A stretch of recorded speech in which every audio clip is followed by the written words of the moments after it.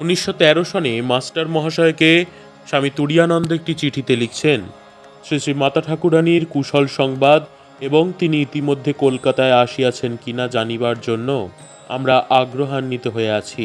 এক লাইন লিখিয়া তাহার শ্রীচরণ কুশল সংবাদ জানাইবেন। তাহার পাদপদ্মে আমাদের অজস্র সাষ্টাঙ্গ প্রণাম নিবেদন করিবেন। শ্রী মায়ের শ্রীচরণ কুশল সংবাদ পাওয়ার জন্য যেমন তিনি ব্যাকুল, তেমনি তাঁর আগ্রহ শ্রী মায়ের শ্রীচরণ দর্শনে। 1917 সনে লেখা তাঁর একটি চিঠিতে দেখি, শরৎ মহারাজ ভুবনকে এক তার করিয়াছিলেন। শ্রী শ্রীমার জয়রামবাটি যাইবার কথা আমাকে জানাইতে বলিয়াছিলেন। যদি মা সোমবার দেশে যান, তা হইলে সেইখানে যাইয়া তাহার শ্রীচরণ দর্শন করিতে পারিব, এই ভরসা আছে। জনৈক ভক্তকে লেখা একটি পত্রে তুরীয়ানন্দজি করুণাময়ী শুভদা শ্রী মায়ের একটি ছবি সংক্ষেপে তুলে ধরছেন।